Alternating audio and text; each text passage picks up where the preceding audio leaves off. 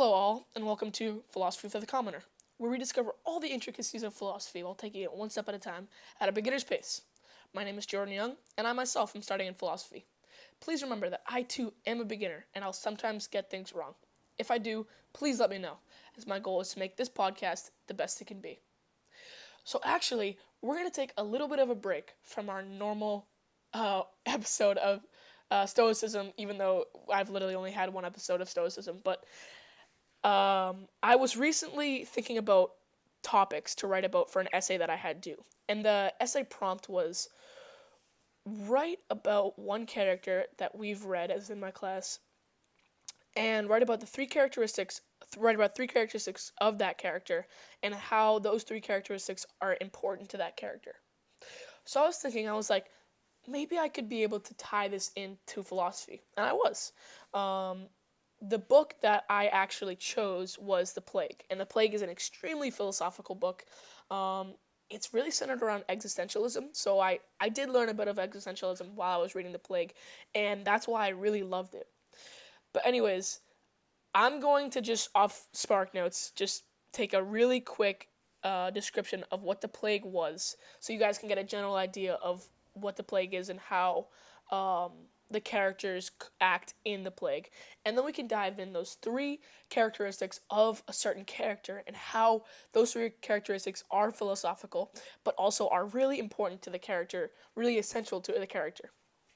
Okay, so The Plague is a novel about a plague epidemic in the large Algerian city of Oran.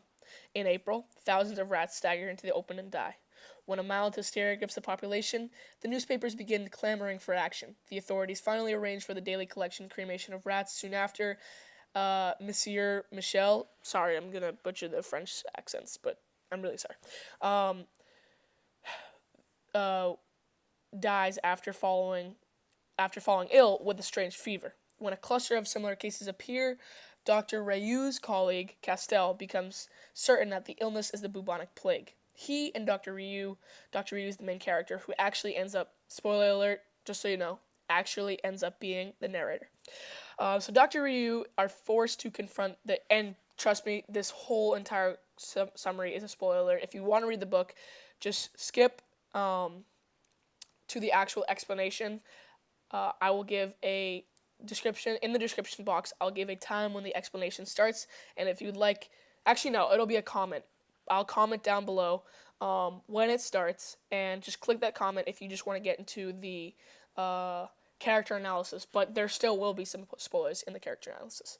Even though I'm spoiling it and I'm giving you the summary basically, you can still read it. I know that I've read the entire book, and reading it a second time, I am going to read it a second time, but I've heard from other people that it totally enhances the book. It totally changes the dynamic of the book. So anyways, Dr. Yu is forced to confront the indifference of denial of authorities and other doctors in attempts to urge quick, decisive action. Long story short, they end up finding that the plague is a real thing. So they have to go into quarantine, and the public reacts to this sort of imprisonment with intense longing for absent loved ones. They indulge in self-personal distress, convinced their pain is unique in comparison, and ultimately it's centered around a couple characters such as Father Panelou, Cotard, Ryu, Tarrou, and Tarrou. Jean Tarrou is the person that we're going to be doing the character analysis on. Also Grant. But anyways, towards the end, basically, this is the end, spoiler, the epidemic ends, Cotard cannot cope, Cotard goes crazy, Rembert, who's another important character, his wife joins him in Iran, blah, blah, blah, blah, blah. The important thing, though, is the character Jean Tarrou. And Jean Tarrou is, he's not the main character, but it can really seem like that sometimes. He's a really important character, and he truly is essential to the plot. So anyways, I came up with three characteristics that make Jean Tarrou who he is. And by writing out these ideas, I found that they were really philosophical.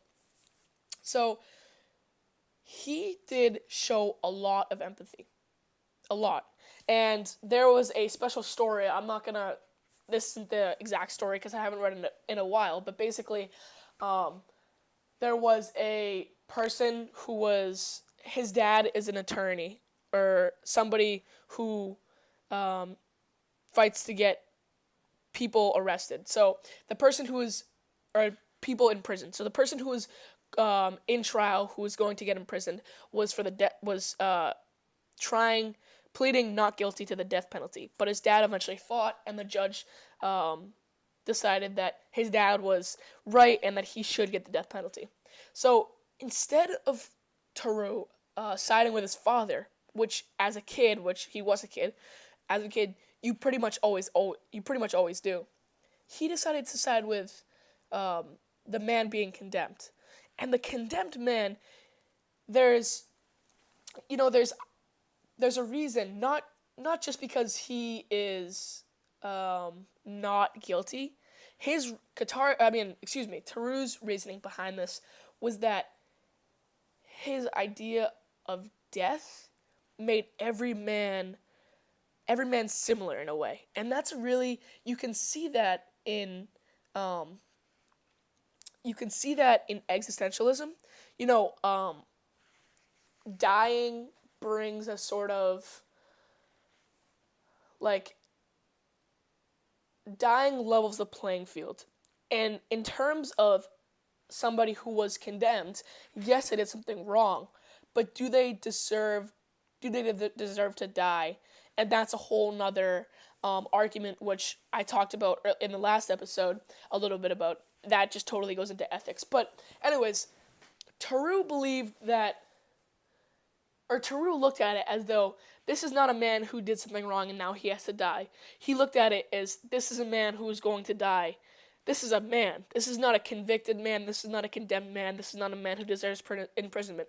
This is a man. And in the end, everybody eventually becomes a man or a woman equal. Everyone becomes equal in the face of death. So that was a really interesting philosophical principle that Tarrou recognized, and I think that really goes into the next idea about his idea of God. And so Tarrou doesn't believe in God, but instead of just totally taking away that ideology and that belief, he sort of strips religion of its doctrine and of what it believes in terms of heaven and things like that. He totally strips that, but he keeps the ethical part. It's really interesting. Throughout the book, you can tell he has a very high moral standard, and a moral standard that closely resembles that of somebody who is deeply religious. And this I kind of connected to the the philosophy of religion. Philosophy of language. Funny enough, because Tarrou also states that he believes that language should be up to interpretation. So, what I took from that was basically he could manipulate language to be what he wanted it to be. And I really do agree with that idea of what language should be. I think that you should be able to manipulate language, or any author or any writer should be able to manipulate their language to what it wants to be, to something that's specific to them. And he seems to do that with religion. So it's really interesting. He takes religion and he manipulates it into something that he can truly abide by, where he still has these existentialist ideologies, but at the same time, he does have sort of a religious guide in terms of ethics. Super interesting. And the final characteristics, which is, I personally believe, the most interesting, was that he was very courageous. Courageous was something that was very important to him. And you could see that because he did say that he fears the time when his courage is the lowest. So when you're reading that quote, and when you're thinking about it, you're like, okay, courage is most likely the lowest in the face of death. But he eventually died in the end. It's funny, and it's kind of funny. He died when the plague was going down. It was a meaningless and, quite honestly, stupid death. But it's Albert Camus' way to show that plague and death and things like that is never really meaningful. Or his interpretation of what death is never meaning. Some people could say, well, you know what? I think that there's everything has meaning and everything happens for a reason. And Albert Camus comes in with the existentialist idea that no, it really doesn't.